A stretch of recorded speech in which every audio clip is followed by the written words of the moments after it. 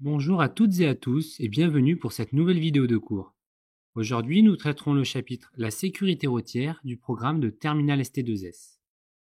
Tout d'abord, vous devez savoir comment récupérer un gaz par déplacement d'eau. Pour cela, on va utiliser un cristallisoire rempli d'eau dans lequel on va mettre une éprouvette graduée à l'envers et elle-même remplie d'eau.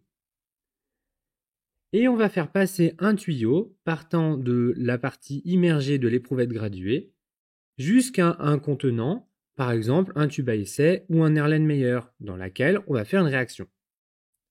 En TP, nous avons fait réagir du magnésium avec de l'acide chlorhydrique et ça a libéré un gaz. Ce gaz est donc passé par le tuyau et les bulles sont remontées dans l'éprouvette.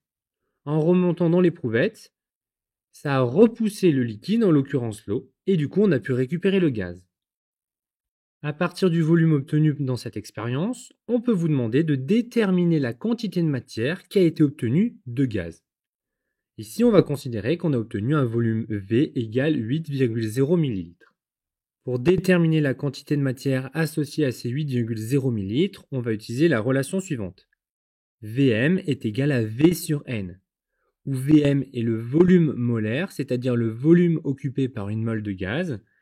Son unité, c'est le litre par mol, ou litre mol moins 1, c'est la même chose. Généralement, il tourne autour de 25. Nous, dans cet exercice, on considérera qu'il est de 24. Cette valeur n'est pas à savoir, elle vous sera toujours donnée. Et c'est donc égal au volume de gaz en litres divisé par la quantité de matière en mol. Généralement, vous aurez deux des trois valeurs de cette équation et il faudra donc trouver la troisième. Ici, en l'occurrence, on connaît le volume de 8,0 ml, on connaît le volume molaire de 24 litres par mol et on cherche la quantité de matière. Par conséquent, on l'isole, on obtient N est égal à V sur Vm et on remplace. Attention, on pense bien à convertir les millilitres en litres, donc 8,0 millilitres font 8,0 10 puissance moins 3 litres, qu'on divise donc par 24 litres par mol. On obtient alors la quantité de matière qui est de 3,3 10-4 mol. C'est donc la quantité de matière de gaz contenue dans les 8,0 ml de gaz qu'on a récupéré. Pour continuer ce chapitre, on va maintenant considérer qu'on a un impact frontal entre deux véhicules. Plusieurs systèmes de sécurité sont mis en place pour protéger les occupants. D'abord, on va avoir la déformation du véhicule. La partie avant ici, la partie moteur, va se comprimer et absorber une partie du choc. On va retrouver aussi les ceintures de sécurité. Et enfin, on va retrouver aussi les airbags qui vont se gonfler au moment de l'impact. Ces airbags, ils se déclenchent grâce à un accéléromètre. En fait, cet accéléromètre, il mesure les fortes variations de vitesse. Lors d'un accident, et donc au moment du choc, le véhicule est quasiment stoppé net. L'accéléromètre détecte donc cette forte variation de vitesse et déclenche les airbags. Les airbags, leur principe, c'est d'être des coussins d'air. Lorsque le véhicule s'arrête brutalement, les passagers sont projetés en avant sur les airbags qui vont donc amortir l'impact. Comment ces airbags se gonflent? En fait, ils se gonflent grâce à une réaction chimique qui n'est pas à connaître. Ce que vous devez savoir, c'est que lors de cette réaction, il est formé dans les produits, c'est-à-dire à droite de la flèche, du diazote N2. En fait, c'est un gaz. La réaction chimique produit un gaz qui va gonfler les coussins d'air.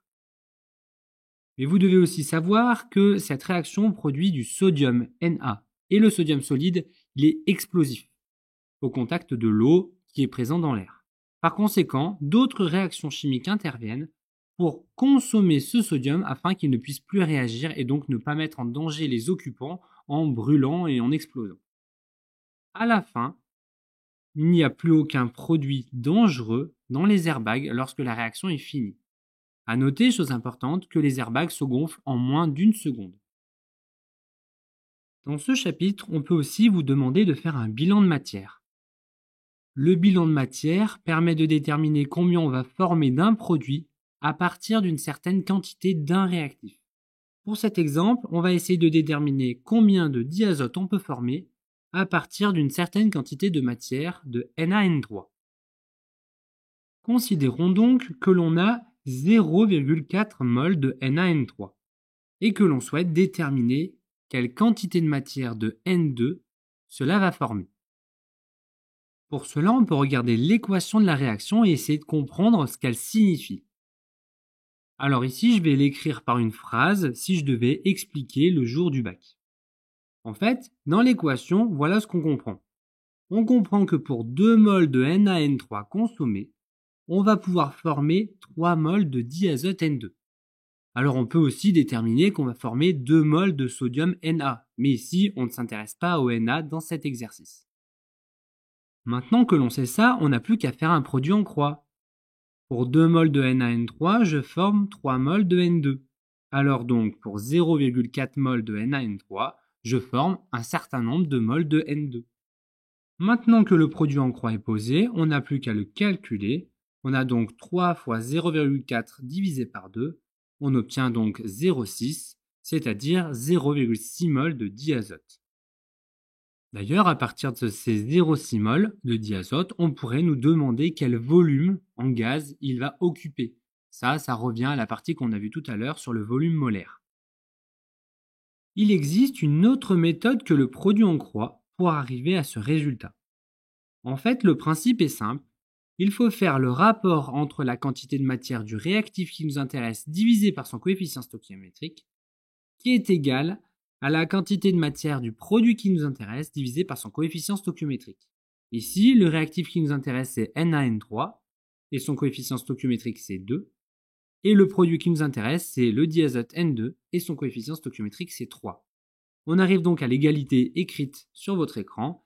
La quantité de matière de NaN3 divisée par 2 est égale à la quantité de matière de N2 produite divisée par 3.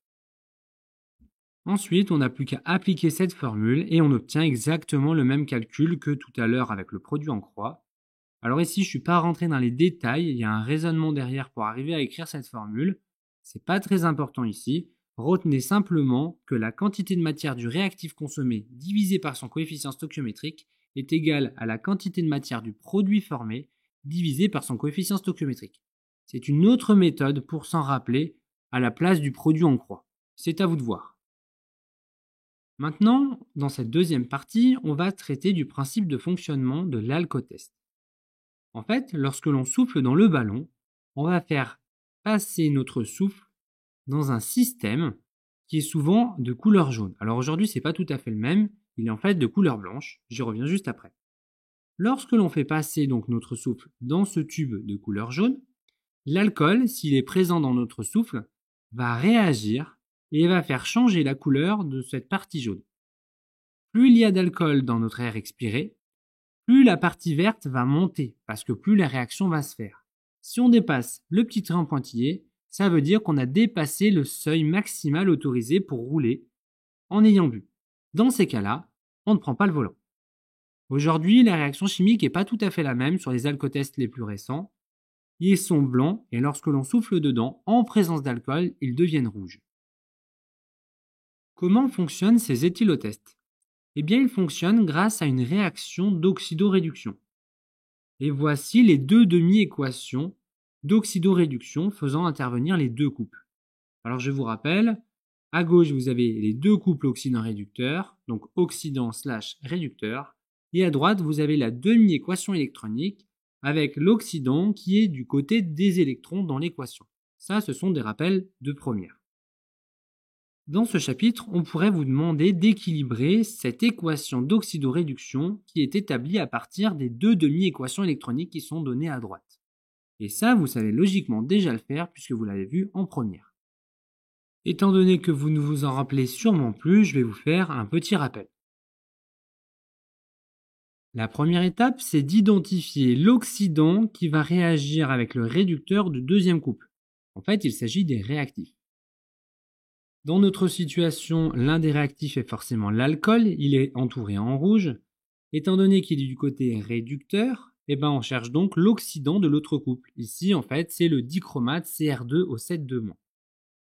Maintenant que l'on a identifié ces deux réactifs, on va réécrire les deux équations l'une sur l'autre en mettant à gauche les réactifs. J'ai simplement donc repris les demi-équations du tableau que j'ai réécrit dans le bon sens. Et j'ai donc retourné cette équation. Étape suivante, je vais ajuster les coefficients des deux demi-équations afin qu'elles aient le même nombre d'électrons. Ici, on peut remarquer que la deuxième demi-équation, elle n'a que 4 électrons alors que la première en a 6. Alors pour faire en sorte qu'elles aient le même nombre, on pourrait multiplier la deuxième par 1,5. Mais le problème, c'est qu'on va se retrouver avec des nombres à virgule de partout. Donc ce qu'on va faire, c'est qu'on va faire le double. On va la multiplier par 3, mais dans ces cas-là, on va aussi multiplier la première par 2. On se retrouve alors avec les deux demi-équations qui ont le même nombre d'électrons, c'est-à-dire 12, et tous les nombres qui apparaissent ne sont que des nombres entiers. On peut maintenant passer à la quatrième étape. Cette fois, on va additionner les deux demi-équations pour former l'équation globale. On tire donc un trait, et ensuite on va additionner tout ce qui est à gauche de l'égalité des deux demi-équations et tout ce qu'il y a à droite. À noter que les électrons apparaissant de chaque côté dans le même nombre, ils disparaissent. On se retrouve donc avec cette équation. Étape suivante, on va supprimer les spectateurs éventuels et les déduire. Ici, on a donc des H+ qui apparaissent à gauche et à droite, de même que des molécules d'eau H2O. On va donc les simplifier et on se retrouve donc avec cette équation. Dernière étape, on va vérifier que l'on ne s'est pas trompé. Comment? En comptant les charges de chaque côté, ainsi que chaque élément chimique de chaque côté de l'équation de réaction. Si on tombe sur le même nombre et sur la même charge, alors on est bon. Ici, je vous laisserai recompter. J'ai fait un exemple avec ce tableau, mais globalement, je ne me suis pas trompé.